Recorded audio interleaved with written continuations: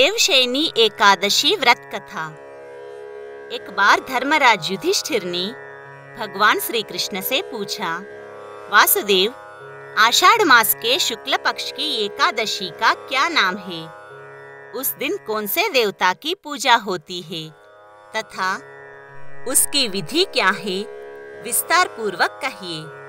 तब भगवान श्री कृष्ण बोले, राजन, एक समय नारद जी ने भी ब्रह्मा जी से यही प्रश्न पूछा था। तब ब्रह्मा जी बोले कि हे नारद, तुमने कलयुग के जीवों के उद्धार के लिए सबसे उत्तम प्रश्न किया है, क्योंकि एकादशी का व्रत सब व्रतों में श्रेष्ठ है। इसके व्रत से समस्त पाप नष्ट हो जाते हैं। इस एकादशी का नाम पद्मा है। यह व्रत करने से विष्णु भगवान प्रसन्न होते हैं।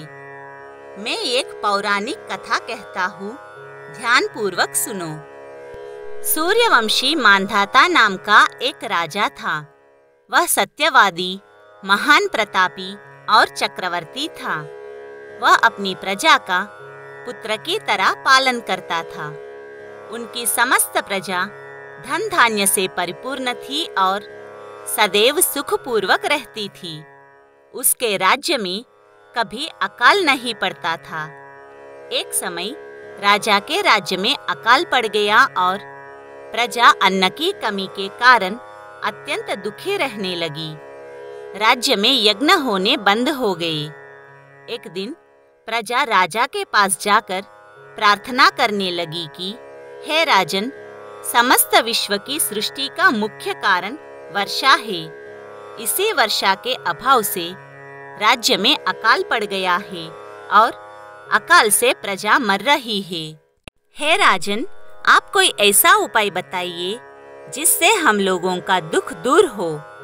इस पर राजा मांधाता बोला कि आप लोग ठीक कह रहे हैं। वर्षा के न होने से आप लोग बहुत दुखी हैं। राजा के पापों के कारण ही प्रजा को दुख भोगना पड़ता है। मैं बहुत सोच विचार कर रहा हूँ, फिर भी मुझे अपना कोई दोष नहीं दिखाई दे रहा है। आप लोगों के दुख को दूर करने के लिए मैं बहुत यत्न कर रहा हूँ।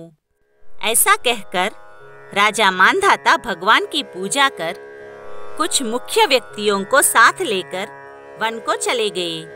वहाँ वह ऋषियों के आश्रमों में घूमते घूमते अंत में ब्रह्मा के पुत्र अंगिरा ऋषि के आश्रम पर पहुँचे। उस स्थान पर राजा रथ से उतरा और आश्रम में आया। वहाँ मुनि अभी नित्य कर्म से निवृत्त हुए थे कि राजा ने उनके सम्मुख प्रणाम किया और मुनि ने उनको आशीर्वाद दिया। फिर राजा से बोले कि हे राजन, आप इस स्थान पर कैसे पधारे हैं, सो कहिए। तब राजा बोला, हे महर्षि, मेरे राज्य में 3 वर्ष से वर्षा नहीं हो रही है। इससे अकाल पड़ गया है और प्रजा दुख भोग रही है। राजा के पापों के प्रभाव से ही प्रजा को कष्ट मिलता है, ऐसा शास्त्रों में लिखा है। मैं धर्मानुसार राज्य करता हूँ, फिर यह अकाल कैसे पड़ गया है, इसका मुझे अभी तक पता न लग सका। अब मैं आपके पास इसी संदेह की निवृत्ति के लिए आया हूँ।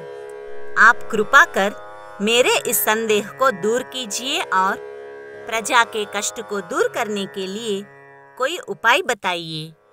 इस पर ऋषि बोले, हे राजन, यह सतयुग सब युगों में श्रेष्ठ है। इसमें धर्म के चारों चरण सम्मिलित है।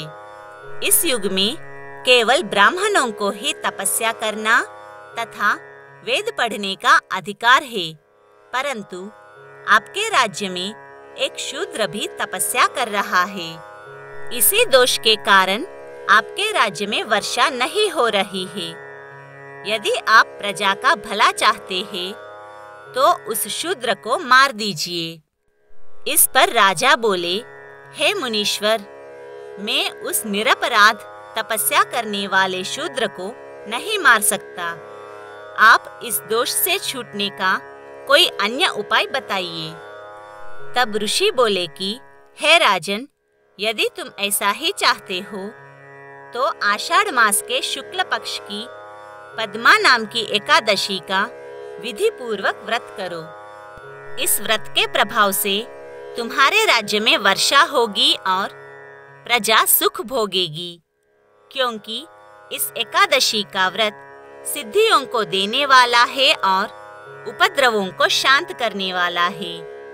मुनि के इन वचनों को सुनकर राजा अपने नगर को वापस आया और विधि पूर्वक पद्मा एकादशी का व्रत किया। उस व्रत के प्रभाव से राज्य में वर्षा हुई और मनुष्यों को सुख पहुंचा।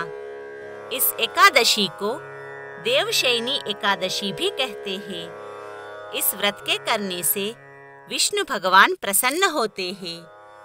अतः मोक्ष की इच्छा करने वाले मनुष्यों को एकादशी का व्रत अवश्य करना चाहिए। चातुर्मास्य व्रत भी इसी एकादशी के व्रत से शुरू किया जाता है।